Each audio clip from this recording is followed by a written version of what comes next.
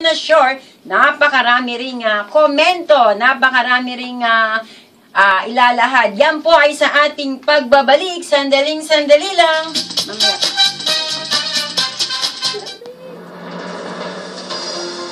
EBC Eagle Broadcasting Corporation. Ito ang Radyo Agila. Ang Radyo Agila ay kasapi ng KBP, kapisanan ng mga broadcaster ng Pilipinas. Oras sa buong kapuluan, alas 6:31 na po ng umaga. 6:30 pa na.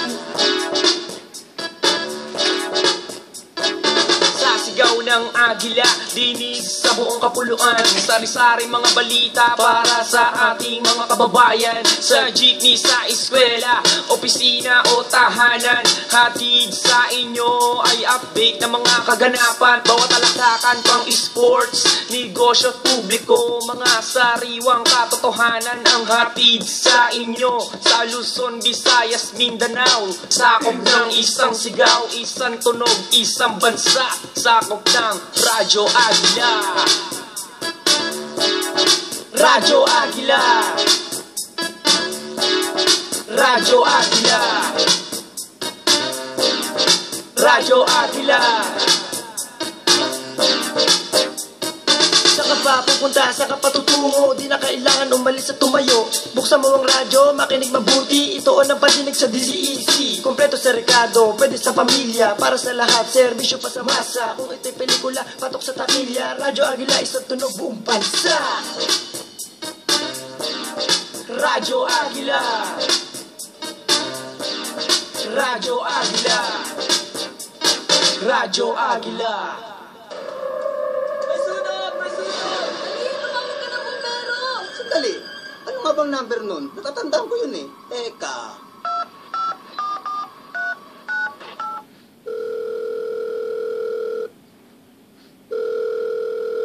Hello, magandang araw! Pizza delivery! Meron po kaming promo ngayon. We deliver in 15 minutes or your pizza is free! Hahayaan mo ba mangyayari ito? Tandaan, isulat o isave ang mahalagang numero pag-emergency tulad ng telephone number ng pinakamalapit na fire station sa inyong lugar.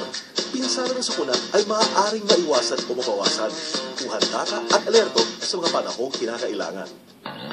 Isang paglilingkod bayan ng Radyo Agila 1062 sa Mega Manila. Handa ka na ba sa parating na bagyo, baka lindol at iba pang uri ng sakuna? Huwag magpahuli. Alamin ang mangyayari. Maging alisto, maging alerto. Eagle Network. Subaybayan tuwing alas 10 hanggang alas 12 kasama ang buong pwersa ng Radyo Agila Reporters sa panguna ni Agila 4 Joey Dizon. Ito ang tunay na serbisyo publiko. Walang pahinga, walang pagod.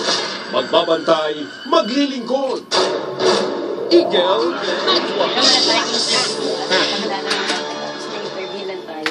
Pambansang Almusal Weekend. Yung meron na ngayon bagong magsasakay.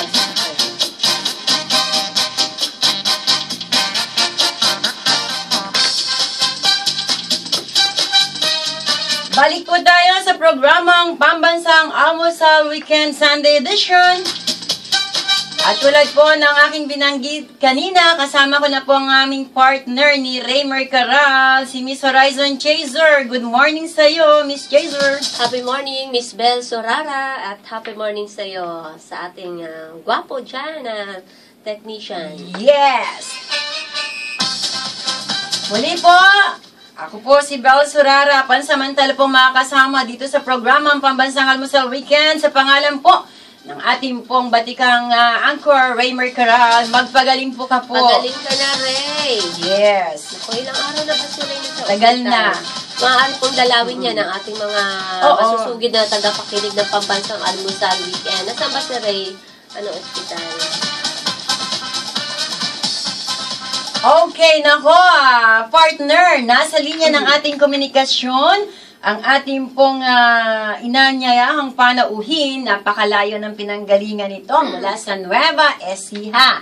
At napakaganda po ng kanyang topic na tatalakayin sapagkat alam naman po natin, napakarami po nating mga nakikinig na mga kabukid natin, kamagsasaka natin dahil tayo nga po ay merong agriculture program dito po. Usapang kaunlaran, ayan, alas 4 hanggang alas 6 po yan ng umaga. Yes! Nasa linya ng ating komunikasyon si Ma'am Rowena Castillo, ang Associate Scientist ng IRRI, International Rice Research Institute po. Ang ibig sabihin niyan, in short, IRRI. Isa po siyang associate scientist. Ang tatalakayin po niya ay, napakaganda po, rice crop manager. Ano ba itong rice crop manager? Well, good morning po and happy morning sa inyo, Ma'am Rowena. Happy morning, Ma'am Rowena. Hello, good morning po, Ma'am Bel, and sa inyo pong kasama. Si Miss Horizon. Po. Si Miss Horizon. Yes, ganda ng pangalan, no? Yes. Ma'am Weng. Para magsasaka rin. Ma'am Weng, nasa Nueva Ecija kayo ngayon? Nasa Los Baños. Los Baños, Laguna na. Ayan, nasa Los Baños nga pala ang IRRI at yung naman mga Philippine Rice Research Institute naman, yung PhilRice, ay nasa Nueva Ecija. Bago po kami magtanong, Ma'am, kumustahin kita ha? Kasi alam kong super pagod po kayo sa nakalipas niyong activity. Kumusta po, Ma'am? Maayos naman po, maayos pong nakabalik dito sa Los Baños. At kumusta po yung isinagawa nating seminar para sa ating mga farmers? Sa tingin ko po, very successful po yung naging activity natin doon noong Thursday. Kasama po yung ating mga extension workers from regions 1, 2, and 3. Ayan, ako. At talagang ang mga farmers ngayon kumbaga, high level na. Ma'am, pag-usapan natin ang tungkol sa rice crop manager. Ano ba itong tinatawag na rice crop manager? Kasi nung ito'y kinuwento ko dito sa mga kasama ko, medyo na-amaze sila. Wow, ganun nga talaga ngayon. Oo, ganun na. Ito. Tapos pinakita ko sa kanila. Sige, ma'am, ikwento po natin para sa ating mga taga-subaybay. Ayun. Ang rice crop manager po, ito po ay isang komprehensibong decision tool or support tool para po sa ating mga magsasaka ng palay para po matulungan po sila na tumaas yung kanilang ani at saka po yung kanilang income. So ito po ay isang, sabihin po natin na computer-based or a web-based decision tool. Ito po ay naglalaman ng marami pong ng katanungan para po sa ating mga magsasaka tungkol po sa kanilang bukid. Unang-una po, ito po ay dinisenyo o ginawa para po sa ating mga extension workers para po mas matulungan nila yung ating mga magsasaka na mapangasiwaan ng kanilang bukid ng mas maayos. So, base po dun sa mga katanungan dito po sa ating decision tool, sasagutin po ito ng mga magsasaka natin. At pagkatapos po na masagot yung mga ilang katanungan na yun tungkol sa kanilang bukid, bibigyan po sila ng mga rekomendasyon kung paano po ang tamang pag-aabono sa palay, tama pong protection para po sa kanilang palay mula po sa mga peste, kaya maaari din po silang bigyan ng gabay para po sa tinatawag natin na controlled irrigation, weed management, at saka po, yun nga, yung tama pong paglalagay ng abono. Sa pamamagitan po nitong mga gabay na ito, kung ito po ay masusundan ng ating mga magsasaka, maaari po silang magkaroon ng dagdag na ani at income or yung kita sa kanila pong pagpapalayan. Ayan, ako. Okay. Horizon. Napakaganda, no? Computer-based. Yes. Imagine yung mga magsasaka. High-tech diba? talaga. Kasi marami na ngayon, Miss Bell, at Yes. Ma'am Rowena nga naman, itong ating mga magsasaka, mga edukado na. Correct. Di ba katulad mga kaibigan natin dyan sa bandang Batangas, sila, Gigi, kagagaling sa computer yan. So, maganda itong kanilang programa, Rice Crop Manager. Manager na rin. Manager mga magsasaka. talaga, yes. Tapos sa mga computer. Gaano na po kalawak, Ma'am Rowena, itong inyong programa sa Rice Crop Manager? Kailan daw nagsimula, ma'am? Ito pong Rice Crop Manager, ito po ay, sinabi nga po ni Ma'am Bel kanina na nag-level up na, kumbaga. Kasi po, nagsimula po ito sa isa pang decision tool din na ang tawag po ay Nutrient Manager for Rice.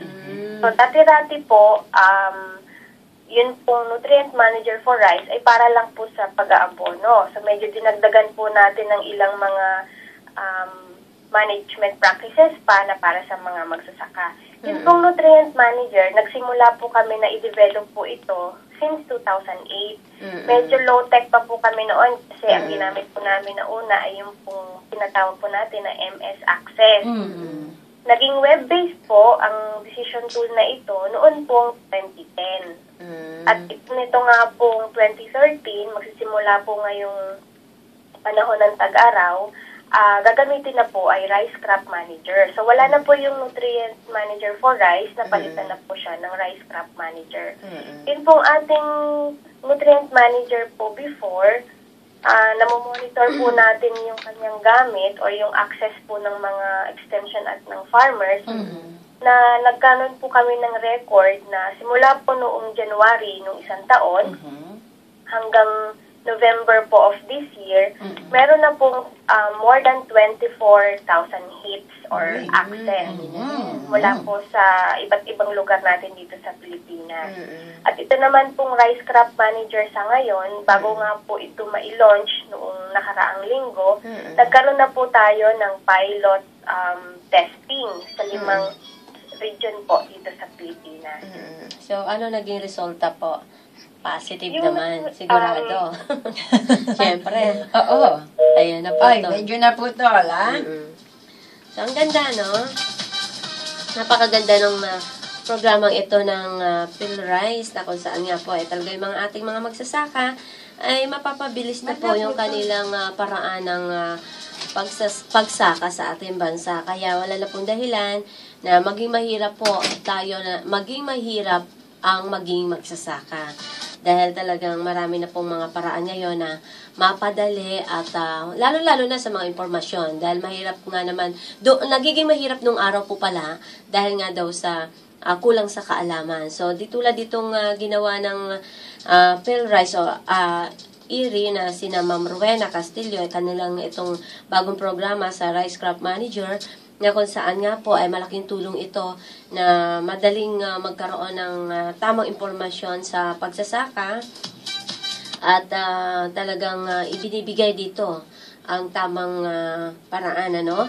Kaya po maganda tangkilikin ito na ating mga magsasaka ng buong Pilipinas dahil talaga pong lalo na ngayon doon sa bandang Leyte, na kung saan ay kailangan ng mga kababayan natin doon ay maitayo or maitaguyod muli yung kanilang sakahan. Kaya sana nga po ay makatulong itong Rice Crop Manager at makarating na rin po ito sa kanila nang mapabilis naman yung pag-unlad ng ating mga kababayan doon sa Leyte.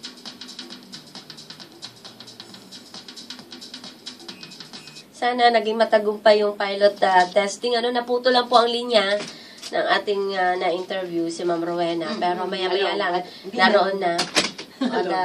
Nalobat pala. Yes, kasi karamihan naman sa PhilRice misma, Yes. Bel, naging tagumpay yung IRI at saka PhilRice. Joint project yan kapag meron sila. Tagumpay sila. Actually, sila sa nadaluhan gawang natin pilot yung testing. nadaluhan natin yung pilot testing niya, nag-invite sila. At sinabi nila na last 2010 pa yon. Pero talagang nung na-interview ko yung mga farmers, nakatutuwa gawa ng yung ani nila from halimbawa ay 20 kabans lang na ani nila, tumaas siya, naging 30, 40. Ngayon, nakakaani sila ng 50. So, malaki ang napakalaki. So, kaya malaking tulong talaga itong ating mga nangangasiwa dyan, yung mga gumagawa ng mga programa. Correct. Saan talagang pinag-aaralan nilang mabuti kung anong solusyon para doon sa mga magsasaka natin na hirap palaguin yung kanilang sakahan. Correct. Kaya wala na tayong idadahilan. Yes. At saka ito itong Rice Crop Manager, syempre, bilang magsasaka, halimbawa, tayo magsasaka partner, feeling natin talaga, sumasabay na tayo sa pag-unlad ng ating bansa. kung merong mga manager sa opisina, tayo naman yung manager ay, sa mga kabataan asyenda natin. Tama. Yung mga kabataan po natin, mga magulang, talagang pwede na po natin i-push sa mga anak natin itong kurso ng pagsasaka. Dahil talagang wala nang dahilan nga. Dahil hindi natin na ito ikinahihiya na, oy, isang magsasaka lamang ang aking anak. So, hindi po, may rice crop manager po tayo na talagang makakadagdag ng dignidad. Yes. At alam mo ba, yung itinatanong dyan sa rice crop manager, kasi sinampulan namin, nagsample, si Ma'am Weng, sinampulan niya isang magsasaka Ipinakita nga sa computer, laki nga yung computer. Ayan, may mga tanong, check lang, taon na po kayo. Ano po yung mga tinatanim nyo? Simple. Palay ba? Mais? Madali siyang maunawaan. Nung nakaraang taon po, ilan po bang kaba ng ina ninyo? So, from there po, makikita po talaga na yung ating mga magsasaka, aware na sila para sa kaunlaran ng kanilang kabuhayan. Hindi katulad noon, naghihintay lang sila kung papatak ang ulan. Ngayon, meron na rin partner ng mga patubig, mga kailangan nilang equipment para lalo pang lumago yung kanilang asyenda or at sa taniman. Maganda yung mga katanungang isinagawa ng rice crop manager kasi mamomonitor din doon kung alin pa yung pasusulungin ng ating mga magsasaka. Kaya napakagandang bagay at magbibigay ng payo naman ito ating mga rice crop manager kapag meron pang dapat na i-improve doon. Ayun. So, ang ganda. Ganda. Magbabalik ba po kami ng aking partner? Sandaling-sandali lang. Ano na siya? EBC, Eagle Broadcasting Corporation. Ito ang Radyo Agila. Kami po ay kasapi sa KBP, Kapisanan, mga broadcaster ng Pilipinas. Oras po natin sa buong kapuluan, 12 minuto bago sumapit ang alas 7 ng umaga. At ang oras na ito ay hatid sa inyo ng sunset, bangong nakagigigil. Enjoy the fruity floral fragrance of your hair. Hi! Sarah Geronimo here. Alam niyong nagbibigay ng good vibes sa akin? Pag naririnig ko yung favorite song ko.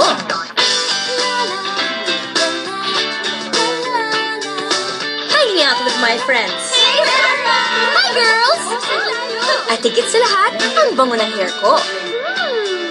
Enjoy the best ever fragrance of Sunsilk Smooth and Manageable. With a unique fruity floral fragrance you just can't resist. The best talaga ang bango ng hair ko. Nakakagigil. Pambansang Almusal Weekend.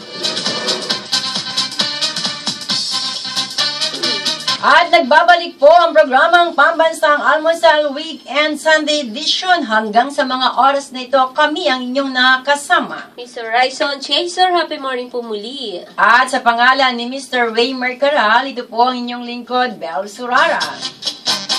Partner, pag-usapan natin, mga bilanggo daw pinagkaloob ang kanilang almusal para sa mga sinalanta ng bagyo. Aba, diba? Nakaka-touch yun. Yes. Miss Bell. Yes. Kasi una-una, alam mo naman kalagayan doon sa bilangguan, talaga pong andun na lahat, yung hinagpis, yung kawalan ng pag-asa, kalungkutan, pero eto, gumawa sila ng paraan. In a small way, na kanilang kakayanan, maipakita naman na sila'y mahalaga, may damdamin, at kahit naroon sila sa loob ng bilangguan, ay talagang nandoon pa yung pagiging kawang-gawa nila. Ayan, mahigit nga po sa 800 mga bilanggo sa Pampanga Provincial Jail ang nag-donate ng kanilang breakfast allowance sa mga biktima ng bagyong Yolanda. Umabot nga po yung halaga sa 53,425 pesos po. Yung naging kabuuan na ipinagkaloob na breakfast allowance, kabilang doon yung kanilang personal donation partner. Kasi yung allowance nila, magkanong halaga binabudget ng gobyerno natin. May idea Baka ba, Miss Bell? Ang alam ko nung araw, mga 60 pesos. A day. Sa isang sa isang meal lang yun. Almusal, ha? Sa dito almusal. Kung ilan nga naman sila doon, talagang makakaipon sila ng ganong kalaking halaga. Totoo. Pero ilang pamilya makikinabang dyan sa Correct. 53,425. At ang maganda rito, ang pagmamagandang loob ng mga bilanggo ay pinuri naman ng Malacanang. Katunayan nga, kabilang sila sa mga pinasalamatan ng ating Pangulong Noynoy Aquino na voluntaryong tumulong sa mga nabiktima ng pinakamalakas na bagyong tumama sa daigdig. At sabi pa nga ng Presidential Commission, ng ating pong Malacanang, yung ginawa ng mga bilanggo para sa mga kababayan natin, na biktima ng Yolanda, mas meron pa daw na hihigit doon na gawin yung mga hindi nakabilanggo. Tama. Diba? Tama. Kaya huwag yun na hintayin mabilanggo pa para maisipang magigay ng tulong. Diba? Patunay lang ito na hangaring tumulong ay hindi nakabatay sa katayuan ng buhay o katayuan sa buhay, partner, kundi sa malasakit at pagmamahal sa kapwa na likas sa ating mga Pilipino. Tama. At saka, ito na lang isipin natin. Ito mga bilanggo natin, Miss Bell, hindi naman talagang totally masasama lahat na nandiyan. Dala lang yan ng kulang sa kaalaman, hindi alam na nagkamali, mga ganong bagay. So, hindi lahat masama. Kaya sana naman yung ating gobyerno, yung ating Malacanang, silipin na rin nila dyan, yung mga magagandang record, bigyan ng pag-asa, pababain yung kanilang sentensya kung sakali na talagang gustong magbagong buhay, bigyan sila ng pag-asa, 'di ba? Kasi malay mo, paglabas nila ay mas produktibong mamamayang Pilipino pala ang mga ito. Oo nga, Diba? correct. At alam mo ba na ang pagtulong, sabi nga ng natatandaan ko, sabi ng isang pantas, ang pagtulong hindi yan sa laki o sa liit. Diba? Tama ka dyan. Hindi yan sa laki o sa liit. Kaya nga salamat sa Happy Morning Team in Action team. Yan. Na nakakatuwa sila dahil kahit maliliit na bagay ay nagbigay ng tulong. Kaya pinahalaga natin malaki o maliit. At siyempre, Miss Bell, kapag malaki, malaking bagay din na magagawa ng tulong doon sa mga nangailangan ng tulong. Pero yun nga, sabi nga, kailangan bukas sa kalooban naman. Bukas palad. Bukas palad at bukas sa iyong kalooban din. Kasi hindi ka masaya pag di bukal kahit gaano kalaki. Diba? So maganda masaya ka. Maliit man siya pero napakasaya. Ang hirap bilhin nun. Mahirap kayo. Oo. Kaya yung mga kababayan din natin doon, naniniwala ka ba, Miss Bell?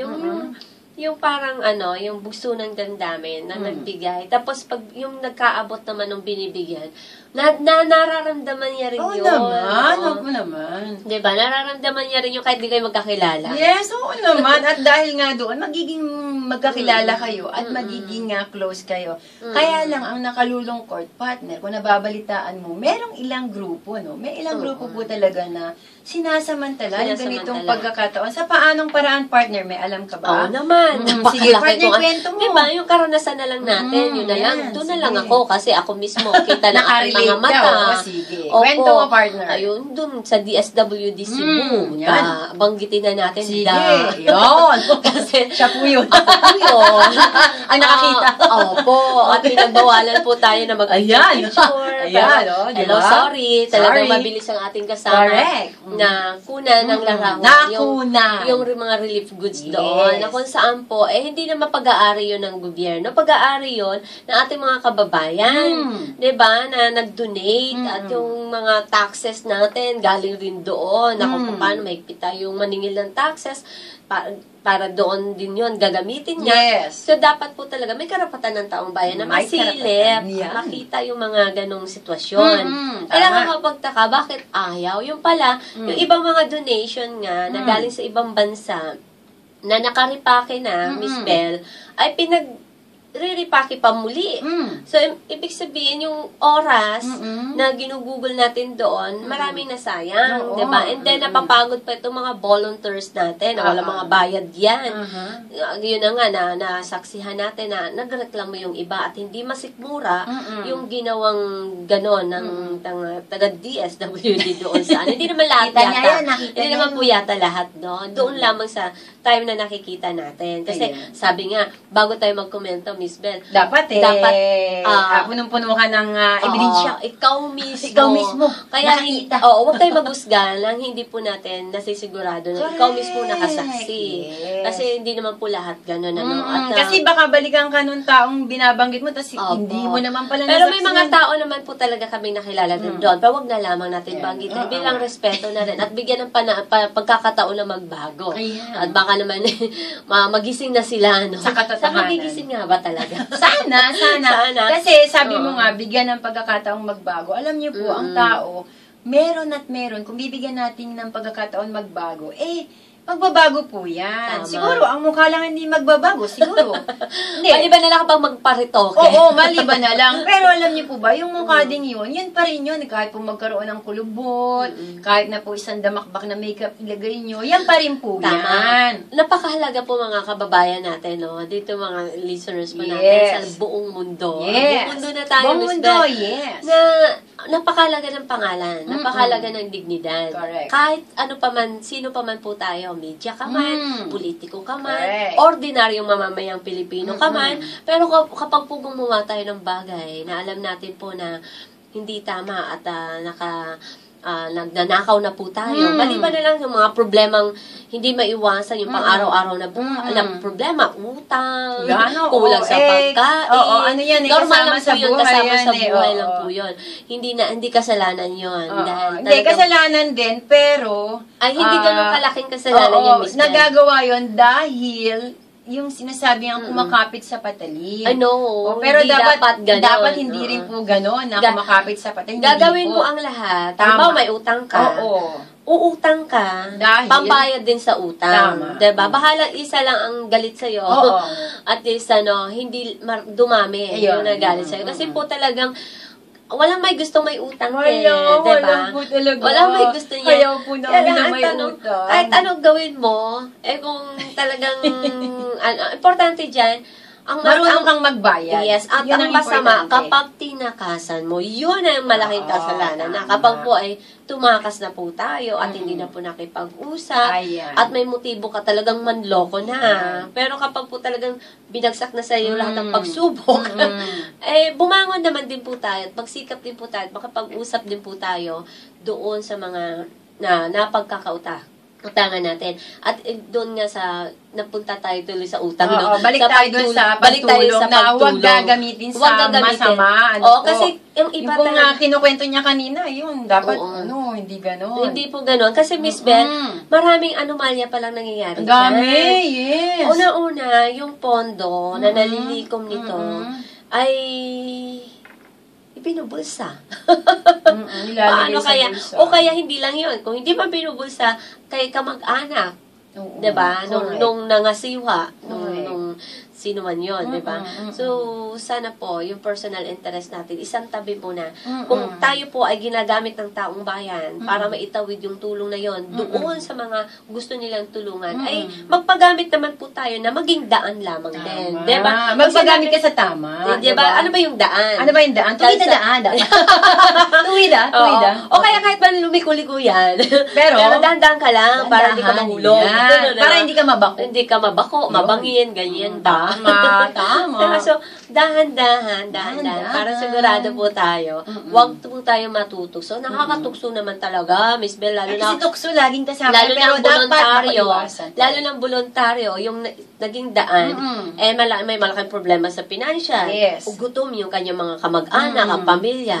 Ay talaga matutukso yun. Tama. Diba?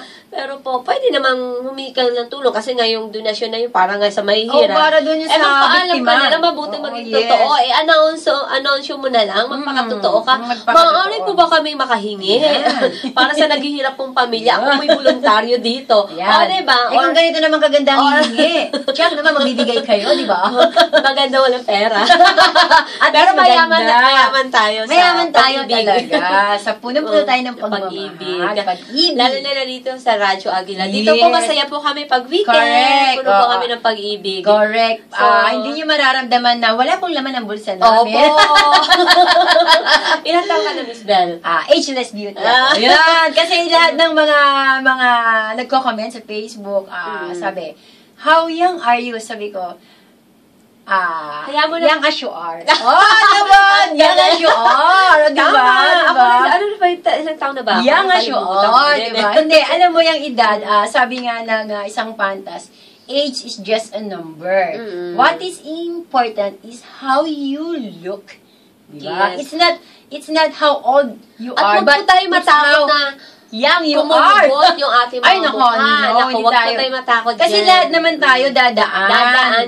Mararanasan Maganda. natin yan. Una-una nga lang. Tama. Diba? At ang maganda, hanggang pagtanda, masaya ang ating puso. Puso po, magandang Importante pangalagaan yan. natin. Bantayan natin Kahit ang tumingin puso sa panlabas natin. na Correct. anyo, nako, maraming... Paano ba yung sabing babantayan ng puso? Babantayan niyo po yung puso niyo sa paggawa ng mali. Dapat hindi tayo gumagawa ng mali. Tama. Babantayan po natin ang puso natin sa tukso. Huwag tayong papatukso. Tama. Lalo na sa masasamang bagay. Di Tama. ba, partner? Tama yung Tingnan niyo po, partner. beautiful talagang partner. Always Oh, diba? smiling. Ay, lalo na aming technician. Ayan, doon. o. Kanina ka pa Kahit nasa hinihintay loob niyan. yun. Nag-alala.